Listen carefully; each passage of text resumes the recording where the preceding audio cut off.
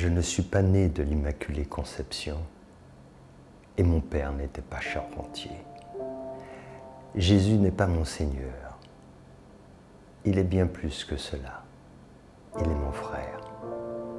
Je sais que pour beaucoup de gens, tenir de tels propos relève de l'hérésie et même du blasphème. Mais réfléchissons un peu. Hier, parce que Jésus proclamait sa filiation avec le Père, avec le Créateur, il fut torturé, puis assassiné par les hommes. Il n'en fut pas un pour endurer les supplices qu'il a subis, et très peu eurent le courage de le soutenir loyalement. Et aujourd'hui, plus de 2 milliards de femmes et d'hommes se disent disciples du Christ. Répudié à son époque, il est aujourd'hui vénéré. En fait, l'attitude de la majorité des êtres humains est toujours la même face aux individus qui osent proclamer leur filiation avec Dieu. Elle est guidée par la colère, la peur, l'orgueil, la lâcheté. De son vivant, Jésus a été conspué, humilié, insulté, méprisé. Et après l'avoir torturé et crucifié, on le vénère en tant que le seul et unique Fils de Dieu. Le tuer ou l'idolâtrer relève de la même cause, l'ignorance. En vérité, ce que nous craignons, c'est d'écouter son vrai message. Ce message que nous ne voulons pas entendre est que nous sommes lui et que lui est nous. C'est ce que Jésus-Christ a toujours proclamé. C'est le cœur de son enseignement. Le Christ est en chacun, chacune de nous. Le Christ est chacun de nous. Mais les dogmes religieux nous imposent l'image de Jésus comme celle du Seigneur, qu'il n'a jamais été et qu'il ne souhaitait pas qu'on ait de lui. Jésus, comme Bouddha, Krishna et bien d'autres, est un éveillé et un grand maître. Mais un maître ne peut transmettre son enseignement qu'à des disciples. Autrement dit, à des individus qui ont soif d'apprendre, afin d'éveiller eux aussi leur conscience. Son message ne s'adresse pas à des mendiants, à de simples sujets ou à de pauvres pécheurs, car ceux-là se contentent de quémander quelques aumônes et un peu de miséricorde. L'objectif d'un maître spirituel est de faire qu'à terme, son disciple ne l'appelle plus maître, mais frère ou sœur. Nous sommes les fils et les filles du Père et non pas les serviteurs du Seigneur. Et Jésus savait cela mieux que personne à son époque. Si vous choisissez Jésus comme maître, alors sachez qu'il est l'un des plus éminents que cette terre ait connus. Mais je vous recommande d'avoir pour objectif de devenir son frère, sa sœur, son alter ego. C'est la plus éloquente marque d'amour et de respect que vous pourrez lui manifester. La résurrection dont Jésus nous a parlé n'est pas celle que l'on croit, défendue par les dogmes de l'Église, qui serait que nous reviendrons dans ce monde, dans un corps de chair, pour y vivre l'éternité. La résurrection, c'est cette nouvelle naissance, cette naissance sur le plan spirituel. Ce corps est amené à disparaître et il n'a pas vocation à revenir d'une façon ou d'une autre, à se reconstituer. Et en tant qu'être spirituel, ce n'est certainement pas ce que nous souhaitons, c'est de vivre éternellement dans un corps physique si étroit sur tous les points de vue. La résurrection, dont Jésus parlait, c'est de passer du biologique au spirituel.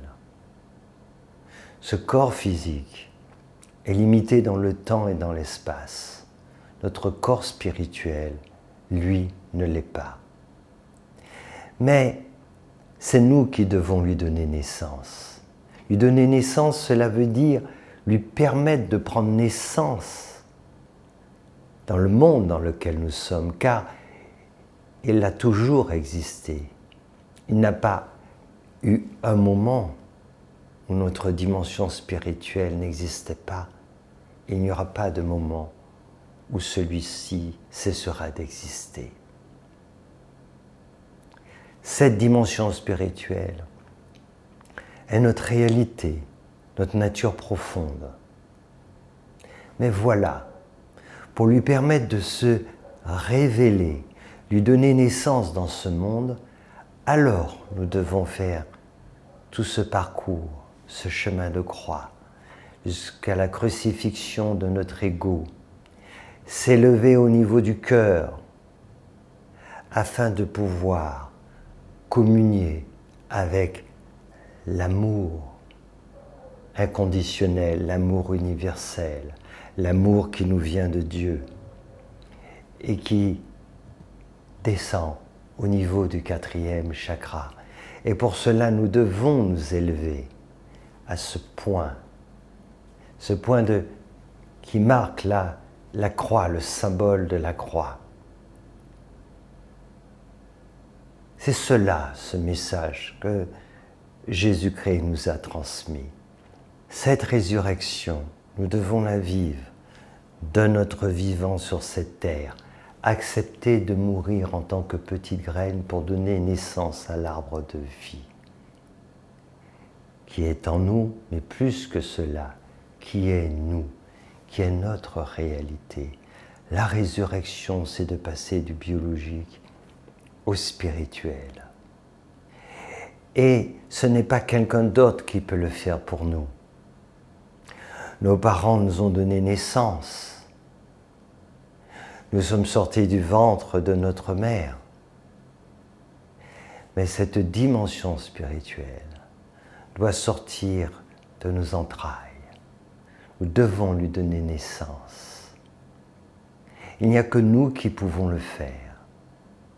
Et pour que cela puisse se faire, il faut assumer son chemin de croix, c'est-à-dire être prêt à se libérer de notre ego, aller au-delà, à rompre cette identification avec ce personnage pour aller à la découverte de qui nous sommes réellement et aller au bout en acceptant justement de disparaître en tant que petite graine pour laisser cette dimension spirituelle, l'arbre de vie, se révéler.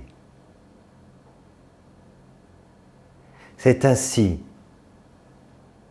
que nous pouvons vivre cette résurrection, cette nouvelle naissance, et cette naissance qui devient éternelle, car nous donnons naissance à celui qui a toujours existé. C'est ça le paradoxe, mais nous lui donnons naissance dans ce monde. Nous lui permettons de prendre naissance dans ce monde physique. C'est ça. Et à partir de là, alors nous passons un cap essentiel dans notre parcours en tant qu'âme. Car là, nous pouvons quitter le plan humain pour aller plus haut, nous élever en conscience et poursuivre notre chemin. Mais pour cela, nous devons vivre ce processus de la résurrection qui nous amène de cet être ordinaire à cet être divin, à libérer ce que nous sommes réellement, à libérer le divin en nous, à permettre à Dieu de se révéler à travers nous, pour qu'enfin le Christ, présent en chacun et chacune de nous, puisse s'éveiller, se révéler et pouvoir enfin diriger le monde. Il n'existe qu'un Christ, qu'une conscience. Ce Christ est en chacun de nous. Et dès lors qu'il s'éveille, nous savons qu'il s'agit de la même conscience qui existe chez l'autre, chez tous les êtres humains. C'est la même conscience. Et quand cette conscience s'éveille, alors nous savons qui nous sommes, où nous allons, pourquoi nous faisons les différentes choses que nous devons faire sur cette terre, et bien plus encore. Alors je vous souhaite à toutes et à tous de faire ce chemin merveilleux pour vivre cet accomplissement, l'accomplissement de notre âme. Cet accomplissement s'appelle la résurrection. Libérer le Christ en chacun et en chacune de nous.